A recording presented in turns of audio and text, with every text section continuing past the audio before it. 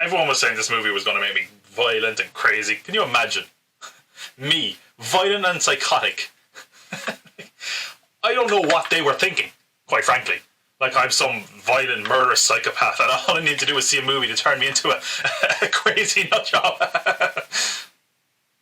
Anyway, I don't know. Maybe people were just reviewing this politically. And I was thinking maybe I could mix things up a bit. I could do a political review, you know? Normally I do comedic reviews, but I can't do that anymore because woke culture has killed comedy, so it won't be anything like my regular reviews. Don't expect to see people dress as characters or pop culture references or anything like that. I have nothing like that planned for this review. Well, if I can't use this review to score political brownie points and I can't talk about it like a regular comic book movie because this is a serious art movie, how the hell am I going to review it? Oh right, I can review it on its own merits. Imagine.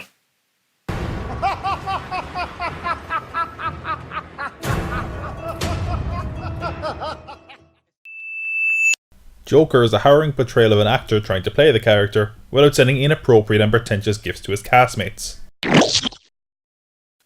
Joker is a movie that's becoming a bit of a lightning rod for political commentary or controversy. And I don't want to talk about any of that. To be honest, I'd rather just talk about the movie itself for what it is. And it's weird because there's people on this side that love the movie for being something new, fresh, original, something different to regular movies. And there's people who hate it for political reasons. I don't agree with either of those sides or the logic behind it. But I also don't agree with people saying this is a great movie. Now I swear, I'm not trying to come off as contrarian. I know that might be how it appears at times. But just hear me out, hear my points. Feel free to disagree, but this is just the way I felt about the movie. Now let's start with positive things, okay? Joaquin Phoenix is outstanding in the role. I think we all knew he would be. But he knocks it out of the park. He's got a very sort of haunted demeanour about him that suits this character that's sort of exiled from society for, you know, personal reasons or for reasons of mental health. It's really well done for this character that's sort of on the edge of sanity. And not just his portrayal, but the physical mannerisms he brings to the role are very impressive and work really well. He kind of does a lot of dancing and laughing, and he's got a strange sort of series of movements. There's scenes where he's running and walking that just work incredibly well. He has a real undeniable vision for this version of the Joker. Works outstandingly well. I will say the laughing and the dancing at times is overused, but when it's used right, it's incredibly effective. There are scenes where the Joker is laughing at moments where he really isn't, that just further divorce him from the people around him, that work incredibly well. The look of the movie is also great. It's sort of a bleached out, dirty look. It really suits the city of Gotham in this. Obviously, it's very reminiscent of New York, especially in Scorsese's films in the 80s and 70s. It also kind of splashes of colour, especially coming into the last act. That worked really well. It suits the tone of the film and it looks good. It's a very simply done look, but it suits it undeniably and the movie looks great. Also, I really like the score. It's very, very tense, but it adds a real sinister nature to the film. I really like it. It was a very kind of, you know, it really adds to your sense of dread watching it. You kind of feel it in your stomach as there's scenes that you know are not going to end well because of the score. It just looms over the film fantastically well. Now, I will say, some people have criticised the movie for being slow. And I think that's true to a certain degree, but what it does mean is that it builds up to the final act being brilliant. I love the final act of the film. I'm not saying it wasn't a bit predictable, possibly. We'll get to that in a sec. But it was undeniably a highlight. It's very, very well done. The last act of this film as a whole are just really what you pay for when you pay for tickets to see this movie, because that's where all the great stuff in the film finally pays off. On the other hand, I think there's some serious issues with this film that take away from the film as a whole, and I'm not going to spoil anything, of course, but I just think it's undeserving of a lot of the praise it's getting for being original or something new. The idea of an origin for maybe the most famous villain ever in the Joker was controversial for a lot of people. I think for a few reasons. For one, the Joker's origin has never really been conclusive. You've got lots of different versions, a lot of the different iterations where it varies. And I will even put myself in this camp and admit that I felt like it was better suited to being mysterious. It suits that character, and I think one of the reasons for that is that the origin for the Joker was never going to be that surprising or original. And I think that's proven to be true here.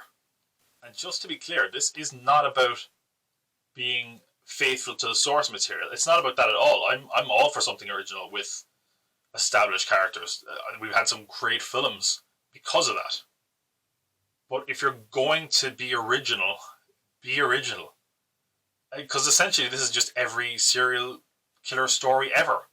Aside from him, if he was to wet the bed and kill small animals, it would be the whole enchilada. Now, the other problem is that the other elements it sort of borrows from Scorsese films. It's been very clear of that from the get-go. It owes a lot to The King of Comedy and Taxi Driver. And the problem is, like, paying homage is fine, okay? But it also makes your film totally predictable. You know where it's going from the beginning. Which puts us in a really awkward position, because if you're a cinephile, you know where it's going, and you've seen it done before, and probably, honestly, better. If you're looking for something that was a bit more comic faithful, you're also going to be let down, because it's not like the comic in any way. Now that's fine. I'm somewhere in between. I just wanted a good film that felt original. But it doesn't feel original in any way. It feels so obvious and done. And that's not to say it's not a good movie. It's a pretty good movie. I don't think it's a great one though. The film kind of seems like it thinks it's being edgy and deep, but it doesn't seem to want to really engage with any of the themes or ideas it brings up. And it kind of works as a commentary on mental illness, but not in any meaningful way. And it doesn't really engage in the themes of, class in America, which it sort of brings up. There's a lot of allusions to Occupy Wall Street, but it doesn't feel that interested in it. And it doesn't have any insight or moral for bringing any of these things up. It just loves bringing up complex themes and ideas and leaving them there as if this is a really clever or deep movie.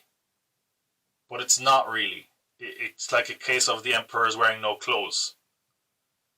And I think as people come back to see this film in the years to come, I think they'll reevaluate and see how hollow the movie really is.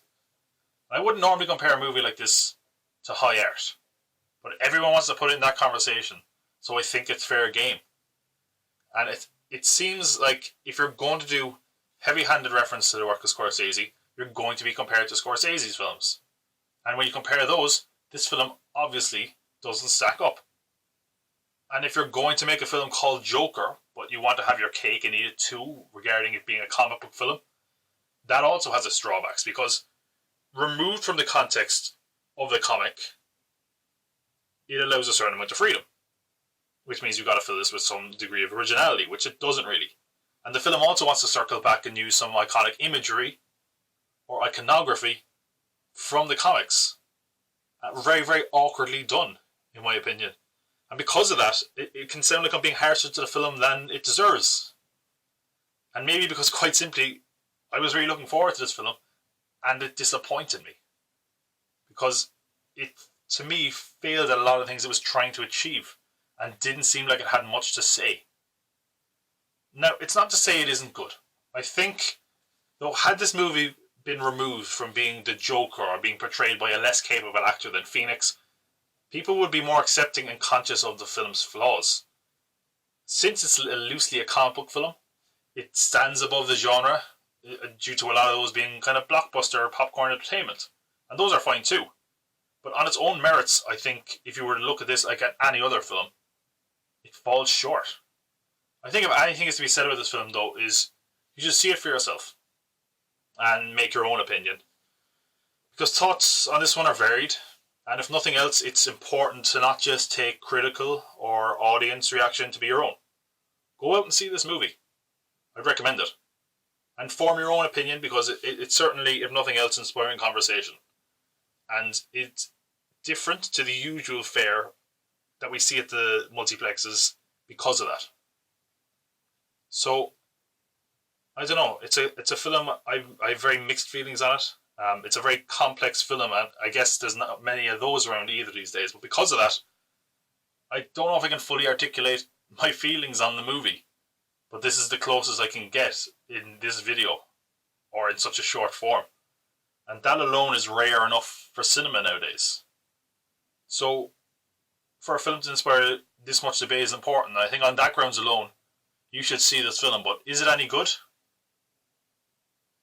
It's okay. I don't think it's the best film ever. I don't think it's the worst film. I don't think it's the downfall of society. I don't think this is a new form of filmmaking that a lot of people are pushing it up as. It's somewhere in between. And you should see it for yourself and decide where you fall. Because if nothing else, this film is creating a lot of talk. Why? So serious? Why so serious? Why so serious? Let's put a smile on this face. Why? This is a broadcast from the Pop Cult Pod.